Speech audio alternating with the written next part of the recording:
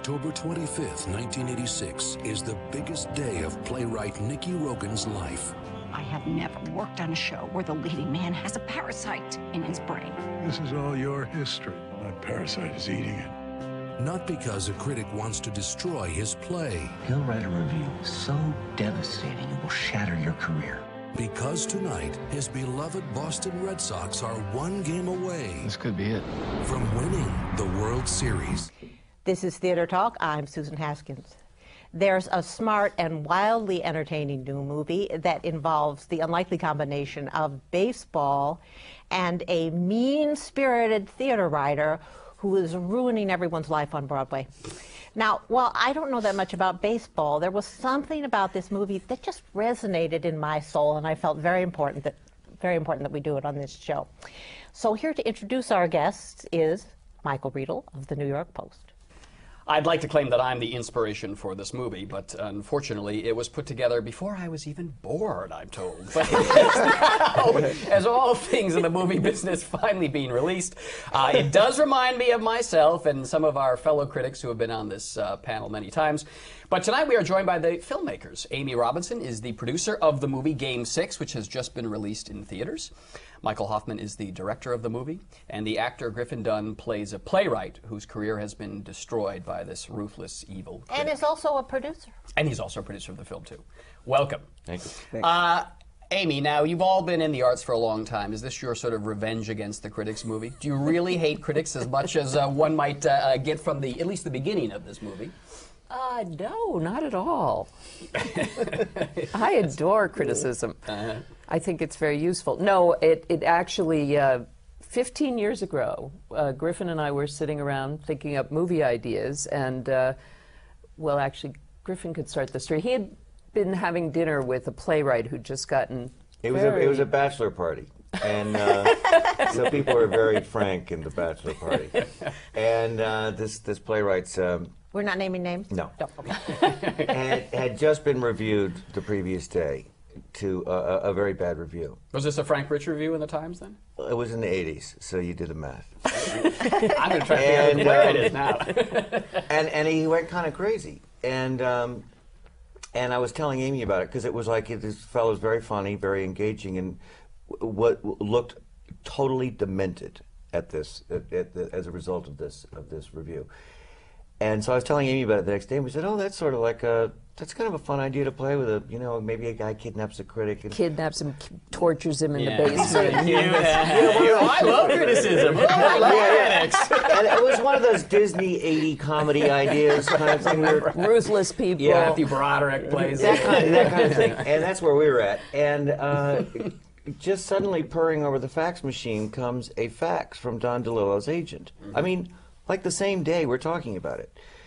And it's a story about a playwright and with the baseball thing, but who's and there's a critic out there. It was amazing it was amazing. I had known Don because we tried to do a project together This earlier. is Don DeLillo's first screenplay, if I'm not mistaken. It was. First and only, yeah. First and only, yeah. And so we looked at that and said, well, this is better than our idea. And we convinced Universal Pictures, where we had a deal at the time, to option it and hire Don DeLillo to write a screenplay.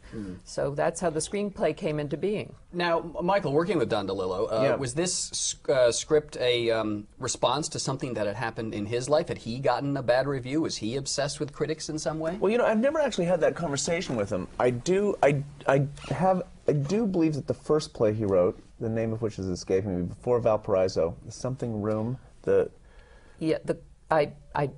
Well, I'm just going to interrupt you because Don has said to me definitively that this was not based on something that has happened to him. Because he's only gotten great reviews as well. I don't think he did on this play, but I think that he is a writer who likes to interweave. Yes. And baseball is very thematic in his work, and fear and loathing and paranoia, hope and paranoia and terror, and I think that's what we responded to. That's certainly what you responded to, and I don't think it was particularly. I don't think he's a writer who is particularly autobiographical. I mean, sort of the opposite. Writing. He's very, very protective. I mean, and very. He wants to he wants to write about anything but himself, I think. Now, just for people who haven't seen the movie, if you could just sort of set it up for us, give us a little bit of the story of this movie. Nicky Rogan, from working class Irish background in Hell's Kitchen, through his talent and intelligence, has somehow managed to relocate himself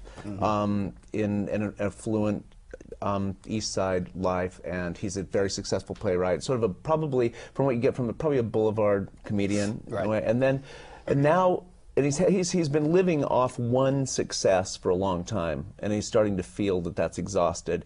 And now he's decided to write a play that's about something that actually matters to him, about where he came from, about his mother's death, about his relationship with his father. And this coincides with the rise of this very vitriolic, vicious film critic, or at least perceived that way, who, as a line that got cut, he ruins a career every time he farts. I remember. And we should say that this is Nicky Rogan is Michael Keaton. Michael Keaton, and the evil film Steven critic. Schwimmer is played by Robert Downey Jr. In a wonderful role, yeah. Steven Schwimmer is the evil, mean critic. He is the evil, mean critic. The Phantom who haunts Broadway, I think, is what he's called in a New York Magazine profile. Isn't that funny? I myself was profiled by New York Magazine. It was called Assassin. Yeah. I can see why you thought you might have had something to do with the inspiration. Here's the question, though. Yes. Do you live in a loft on the far west side with no toilet? No, I don't. He does have a toilet. I know critics very well. Very well. I live with one. And I don't know any critics who live in lofts with no plumbing, with guns by their bed. What is this about in going on in the critic's mind? I think it's in the DeLillo's mind, though, of a critic being a wanted, hunted assassin. I mean, it's a roving rogue figure that has to keep moving because of what he writes. He creates a lot of enemies. So he's very. This is very much in the Libra sort of aspect of, even though this was written before then. So I think it's a White Noise too. The novel. Yeah, it's all of his parasites traveling east to west through your brain, and it's all part of the. Teutonic plates of the earth. Exactly, and it's very DeLillo-esque, that kind of thing. It's a landscape of paranoia. I mean, there's something nasty paranoid, in the water, there's something poisonous in the air, there's this parasite in the actor's brain that is going to destroy any chance for the success of the play, but there's another parasite in Elliot's brain, which is the review that he's gotten from Steven Schwimmer, and that's the disease, and that's the parasite that Nicky's afraid will destroy him. It's interesting, though, the relationship between the successful playwright, Michael Keaton, and you, the playwright whose career has basically been ruined by this one bad review. And I remember in the movie, Michael Keaton says, I'm not really an artist, I'm a kind of a craftsman, and therefore I've been able to sort of float above it all, whereas you, who sort of poured your soul into this play, when it's killed by a critic, it ruins your life. Yeah. And Michael Keaton is at this point where he's poured a little something more of himself in the play, and now for the first time, he may be vulnerable. Absolutely. That's exactly right. My character is sort of, God forbid what things could become. You're homeless in the play. Yeah, I mean, devastated, ruined by this parasitic review. I've never made a vagrant out of a playwright yet. Something to inspire. You have no idea. You don't know that. Actually, there is a playwright. A homeless playwright? I probably should not give his name. Please don't. It's too sad, but there is a playwright who had a string of successes in the late 60s and 70s, who today is a homeless man. You can see him sort of hobbling around 42nd Street now, we'll leave it to you to figure out who that is. But this issue of critics, though, you've all, I assume, gotten maybe a few not so great reviews from time to time. I don't think so. What are you talking about? Why are you looking at us? Yeah, exactly. Yeah. I actually had this odd thing happen that made me think about critics and everything, where I was looking for something that pertained to me, and I Googled my name and what the subject was I was looking for, and this kind of slew of things came up, and it was like, oh, I saw Griffin Dunne was so good in, and I went, well, I gotta look at it. So I click on it, and I was like, oh, that's so nice. Anyway, Griffin Dunne was so good in one thing, but he's so terrible in this thing. There was no thing, and it went on. Some would be like, just, I saw him on the street, he thinks he's so wonderful, or there was no rhyme or reason to any of it, It was kind of liberating, because you kind of with all the, especially in movies, you have thousands of reviews that come out, so you're not going to get them all. So there's like, you kind of just... But you remember the bad ones. But to get a little serious about it, I think that even a bad review, if it's a serious review of the work, can be interesting. I think sometimes when they're just mean and are not really analysis of what you've done, it's very unfair. And I think that doing a play, making a movie, it's a really long, complicated, difficult process. And people don't set out to make a bad one. No, and then so dismissive. I think that is the problem. That there's very little serious critical writing that goes on in film in America. So you think critics are just kind of show-offy, flashy, putting the knife in for effect? I don't know. I think they got to meet deadlines, and they're seeing too many movies, and they have too much writing to do, and so and also there's pressure on them to like just do some sort of capsule thing and stick a paragraph in at the end that gives some sort of point of view on it. I mean, there's no real space given to any kind of serious writing for film. You made the wonderful film Soap Dish with an ensemble cast that really energized, and you've done the same thing in this movie, that you got a lot of actors with small but important roles. How do you keep that energy going? And you, the producers, how do you keep it so lively on the set with people coming and going? I think it's about the material. It's about you find a piece of material that people are willing to kind of go, I really want to be part of that. I really want to serve that. I know why I'm doing this. And I'm doing this to be part of a community of artists or craftsmen or whatever you want to call them doing this thing. And it comes from that. It comes from people not being caught up in the egotism that makes you go, it has to be my vehicle, it has to, so I think it comes from that. And this movie, Michael Keaton was saying it last night at dinner, he was saying, well, we had so little money to make the movie that you kind of know you only have one shot at your performance. You're not going to get 40 takes. So, in fact, your energy and your juices are flowing even more so it's like strongly. Improv. Yeah, a little bit. Then they might be on a bigger movie where you can go back to your cushy trailer. I mean, Michael Keaton was sitting on the curb in between takes. So that's because Griffin got the trailer since he was already so Griffin was a producer. Griffin got the stool. Since you all work in the movie business, as long as we have you, just had the Oscars here, and a lot of these small independent movies were the ones that rose to the top now. Do you see finally a sea change happening in the kinds of movies that are going to be rewarded by the industry and seen by the public, or are we still going to be caught up in the big, gigantic Hollywood blockbuster movies? I think the finally sea change happening, it sounds cynical, and I don't mean it to. That conversation happens every year in one form or another, but I think that what kind of is happening is that maybe the studios are realizing that what was dependable is no longer dependable, and the way that they're marketing movies, if it's not a franchise movie, is just too expensive. So it's more sort of how people are going to, how they're going to get people into the theaters, be it with different technology or different or better stories. But the things that used to work clearly aren't working, and so that's why. But are there two movie industries that have essentially developed now? I mean, there's the movie industry that you guys are working in. You're doing, Game 6, a movie about human beings, script by Don DeLillo. And then there's this whole infrastructure of Hollywood studios, which is going to do another, Spider-Man 3 movie. Is there two industries the middle has fallen out of the film business. Basically, a movie like For the Love of the Game, Jamie produced, or Soap Dish, just for example. You couldn't make it now. There's no studio would make that movie because it's not brandable enough. It doesn't suggest three sequels. It doesn't suggest a lot of marketing tie-ins. I mean, an awful lot of. I mean, Amy Pascal said something quite. I remember being shocked by it when I read it in the Hollywood Reporter. She said, at Sony, we're no longer interested in making movies that are executionally dependent. Oh, what does that mean? Executionally dependent. Who talks like this? That means they don't need to be good. That means they can't depend on whether they're done well. We need something that we can market whether it's done well or not. And that's pretty telling, about a set of priorities. Well, and I think all three of us have always made humanistic movies. That's what we do, and we make movies about characters and people in situations, and Griffin and I have produced a lot of movies together that I would say are also about obsession a lot of the movies we've made, but you have to just keep trying to make them, and I think the Oscars did reward those kind of movies this year, which was interesting and I think a little frightening for the industry. Is the audience rewarding those movies too? I mean, I know you can make a movie for, $7 million, and if it makes $50 million, you have a nice profit. But if you just sort of look at the numbers, are enough people seeing these movies for a corporation that runs a studio to even bother with them? I think that's pretty debatable. I mean, I don't think that.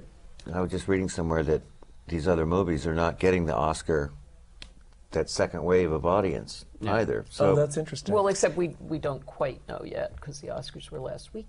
Right. No, I'm just saying what I read, but I think that the problem is also, it still costs million. I mean, these movies cost $8 million to 14, 15. It still costs 6, 7, 8 to really promote it. So or much more. What's the much budget more, of your movie? Under $1 million. Really? Yeah. And your promotional budget will be over $1 million, probably. It's a problem because the promoting of the movies is wildly expensive. So even if you kill yourselves, as we did, to make a movie for a price because it was the only way to make something sort of as esoteric as this, or that's probably a bad word. Well, but no, it's a good word. The New York Times is not going to give you a break on the advertising rates. Exactly. No, they're not. Well, yeah, I mean, I was just thinking about that. When you make a movie for this kind of budget, the unions go, oh, it's that kind of movie, so we'll adjust our. Well, advertisers don't. This movie costs television as much doesn't. To bring it back to the theater, it's the same problem that the theater has. If you're an off-Broadway play, if you're a Broadway play and you have an advertising budget of $3 million, you can take the ad in the New York Times. If you're an off-Broadway play, you're not getting a discount because you're an off-Broadway play. Exactly. So how do you get people in to see you? You have to spend money, which is a significant percentage of your budget, to bring people to your little play. And you probably only have one shot at that, and that's it. That's why there should be a sliding scale in that industry as well. We have to wrap it up, but to bring it back to the movie, to put in a good word for critics here, because the critic is not treated completely unfairly in this movie. He does have a speech where he says, I'm honest. And, to be honest means to be brutal. And I think that is how most critics perceive what they're doing. You all grew up reading critics. Can you tell me a particular favorite critic of yours that you read, that you still turn to? That Pauline had Kael. an impact on your life? Pauline Kael? Why? I think she was a wonderful writer, and I think she loved the movies.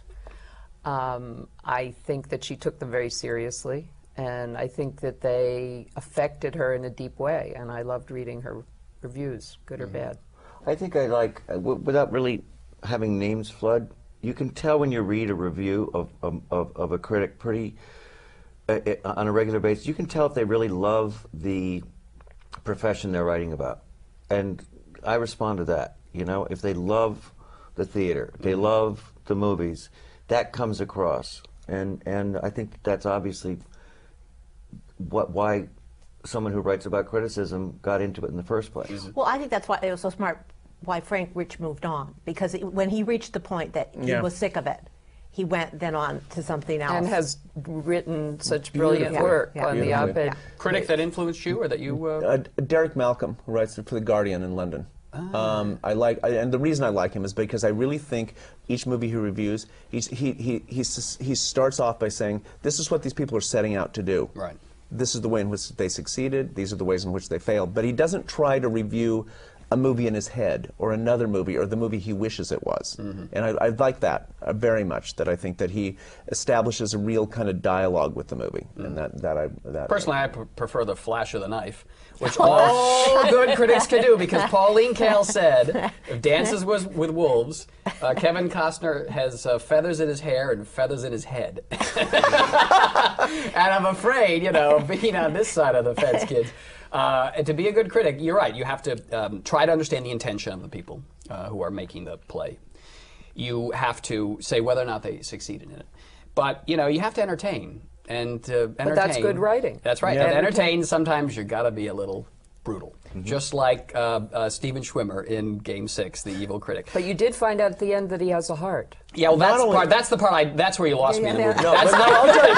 that would never happen with any The thing you also though come to understand is that he's his own. You know, he's as lost as everybody else when he's sort of saying those pauses. Yeah. That was the thing. Well, that is the truth. That is the truth, and that's the truth that I think doesn't get acknowledged very often. Yeah. That it's just another subjectivity and another point of view.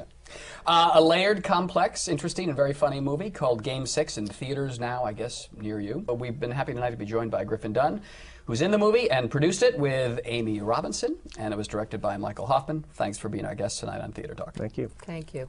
This is your best play, Nikki. He'll hate it. He'll kill it. He'll write a review so devastating it will shatter your career. It will cause the most unmanageable psychic grief.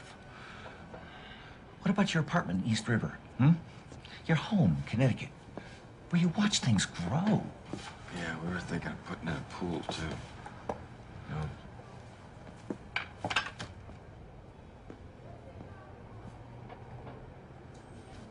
Shoot him, Nicky. Shoot him. American theater doesn't need people like that. Shoot him, Nikki.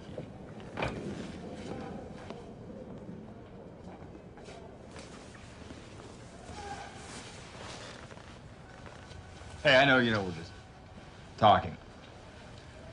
But, where does he live?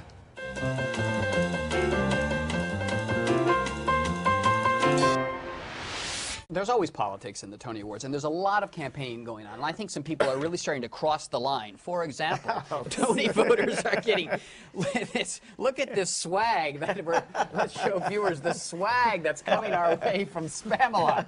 Now, I want to see if you guys would be influenced, because you're Tony voters, if you're going to be influenced by these kind of things that are coming at us.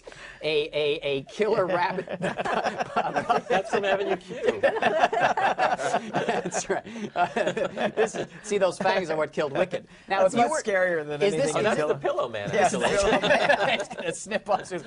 Now, are you going to be that a swayed? bra? Are you going to be swayed by coconuts from Spamalot? They're selling those for $10, I think. Well, or I'm asking 20. though, is this becoming what I would be, Miramax but I did didn't to the get this. Oscars? Yeah. So, Michael, the Tony Committee has made an interesting new ruling I thought I'd ask you about. Yes, a couple of strange rulings that I reported on the Post recently.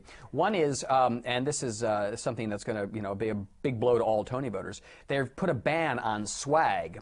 Tony voters traditionally have gotten these gift bags from Broadway shows that are full of, wonderful things like hairspray, lunch boxes, and wonderful town 3D Viewmasters. Yeah, but Spamalot went crazy. And the Spamalot bag last year had a rabbit puppet in it. It was some fabulous. Coconuts. It was terrific. But the committee, the Tony Award Rules Committee, has decided that those little trinkets corrupt the voting process and that they sway too many voters. Well, so I think maybe they did. Yeah. No, what swayed voters is that Spamalot was a very good show. Yeah. That's what swayed voters. And now they have a rule that says you can only receive, or the producers of the shows can only give out the souvenir program and the CD. That's it. So, all the collectibles that we've been selling on eBay all these years to supplement our incomes are gone. Gone. And the other rule, too, which is a strange rule that I think will be challenged eventually, is that producers of nominated shows cannot disparage rival shows. And this came out of the rivalry between Avenue Q and Wicked a few years ago, when the producers of Avenue Q very cleverly would stage